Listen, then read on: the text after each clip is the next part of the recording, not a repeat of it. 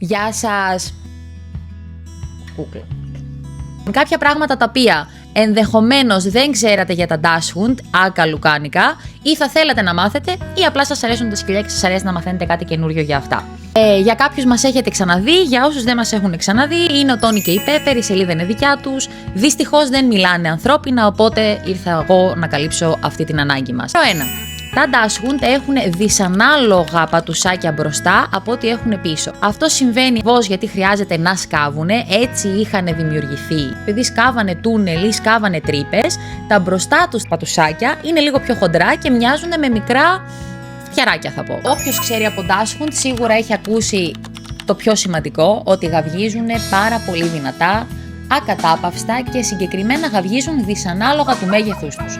Αρχικά να επιβεβαιώσω ότι αυτό ισχύει, έχω δει και αν ξεκινήσει η χοροδία δεν τελειώνει εύκολα, αλλά ο λόγος για τον οποίο γαυγίζουν τόσο διαπεραστικά είναι γιατί ακριβώς επειδή έπρεπε να σκάβουν, μπαίνανε κάτω από τη γη για να βρουν τη λία τους. Οπότε για να μπορέσει ο κυνηγός ή τέλος πάντων ο ιδιοκτήτης τους να τα ακούσει, έπρεπε η φωνή τους να διαπερνά το έδαφος ώστε να φτάνει στα αυτιά του ανθρώπου. Αν το έχετε παρατηρήσει, το δερματάκι τους περισσεύει. Περισσεύει εντός εισαγωγικών. Δεν είναι σαν τα Basset Hound που κρέμεται, αλλά σίγουρα έχουν λίγο παραπάνω από ό,τι χρειάζονται.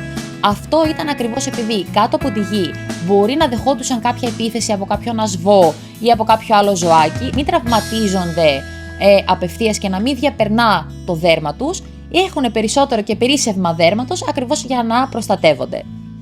Μπορεί να έχετε επίσης παρατηρήσει ότι το στήθος τους μπροστά κάνει έτσι μια πολύ μεγάλη καμπύλη και είναι αρκετά μεγάλο σε σχέση με το υπόλοιπό του σώμα. Αυτό πάλι υπάρχει λόγος για το οποίο συμβαίνει, είναι ακριβώς επειδή όταν ήταν κάτω από τη γη δεν υπήρχε αρκετό οξυγόνο όσο αυτό που θα είχε πάνω από τη γη, οπότε για να μπορούν να αναπνέουν καλύτερα σχεδιάστηκε έτσι ακριβώς ο θώρακάς τους. Λοιπόν, υπάρχουν 3 μεγέθη dachshund, υπάρχουν πολλά είδη, χρώματα, τριχώματα και ούτω καθεξής, αλλά θα σταθούμε λίγο στα μεγέθη, γιατί κάθε μέγεθος εξυπηρετούσε έναν διαφορετικό σκοπό. Δηλαδή, υπάρχουν τα στάνταρ τα οποία είναι ψιλομεγαλούτσικα, φτάνουν μέχρι και τα 12 κιλά, αν δεν κάνω λάθος, μπορεί και παραπάνω, αν είναι λίγο πιο παχουλοκόψα. Εκείνα λοιπόν σχεδιάστηκαν για να μπορούν να κυνηγάνε ουσιαστικά τους ασβούς. Οπότε χρειαζόντουσαν να είχαν έτσι ένα μεγαλύτερο μέγεθος, δεν ήταν απαραίτητο να είναι μικρά για να μπουν σε αυτές τις τρύπες που ζουν οι ασβοί, οπότε εκείνο ονομάζεται στάνταρ.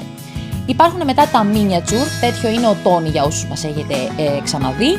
Τα miniature σχεδιάστηκαν κυρίως για να κυνηγάνε κουνέλια, οπότε μπαίνανε σε λίγο πιο μικρές τρύπες. Και υπάρχει κι άλλο ένα είδος που λέγεται Kaninchen, υπάρχει κυρίως στη Γερμανία. Τέτοιο είδος είναι η Pepper, τα οποία φτάνουν 5-6 κιλά. Η Pepper που είναι λίγο τσουποτούλα είναι 6 κιλάκια, τα οποία σχεδιάστηκαν για λίγο πιο μικρές τρύπες για να χωράνε λίγο σε πιο δυσπρόσβατα, μάλλον λέγεται δυσπρόσβατα σημεία. Υπάρχουν και φυσικά διαφορετικά τριχώματα, τα short hair που είναι ο Tony και η Pepper, υπάρχουν τα long hair που αν έχετε δει είναι το dachshund του Leclerc και υπάρχουν και τα wire hair που έχουν έτσι πολλές τρίχες και στη μουσούδα μοιάζουν σαν να είναι λίγο σοφιστικέ, δηλαδή άμα τους βάλεις και ένα γυαλί είναι το σκυλί του Einstein. Dachshund θεωρούνται κυνηγόσκυλα. Ένα μικρό disclaimer, δεν κάνουμε αυτό το βιντεάκι για να πούμε αν είμαστε υπέρ ή κατά των κυνηγόσκυλων και ούτω καθεξής. Όλο που είναι κυνηγόσκυλα, εμένα το περισσότερο που κυνηγάνε τις λιβδιές από τα χέρια μου. Είναι ένα ενημερωτικό βίντεο έτσι λίγο για να γνωρίσετε καλύτερα τη ράτσα. Οπότε, ό,τι θα πάω από εδώ και πέρα είναι απλά για fact. Ενώ κάποια είδη κυνηγόσκυλων κόβεται η ουρά τους για περισσότερη ευελιξία, τα dachshund αντιθέτως τη θέλανε γερή και στιβαρή, ακριβώς επειδή μπαίνανε μέσα σε ένα τούνελ για να μπορέσουν στη συνέχεια, μόλις πιάσει τη λία, να το τραβήξουν εύκολα και γρήγορα έξω από το τούνελ και να το φέρουν κοντά τους. Οπότε, για όσους έχουν, αν δείτε τον dachshund σας να μπαίνει κάτω από την κουβέρτα ή να μπει και κάτω από την μπλούζα, μπορεί να είναι ό,τι πιο cute έχετε δει ποτέ, παρόλα αυτά υπάρχει λόγος που το κάνουν αυτό, γιατί είναι σχεδιασμένα να τρυπώνουν κάτω από τη γη, οπότε αφού κάτω από τη γη πλέον δεν τρυπώνουν αυτά τα σκυλιά, ούτε τα δικά μου, μην νομίζετε, προσπαθούν να τρυπώσουν κάπου αλλού. Οπότε το κάνουν ακριβώς επειδή DNA τους δηλαδή, και έτσι έχουν μάθει. Αυτά έτσι λίγα λόγια για τα dachshund. Αν σας άρεσε το βίντεο και έτσι θα θέλετε να δείτε κι άλλες πληροφορίες για τα dachshund ή έχετε απορίες και θα θέλετε να τις καλύψουμε με κάποιο βιντεάκι, γράψτε μου στα σχόλια και έρχονται κι άλλα τέτοια εκπαιδευτικά βιντεάκια.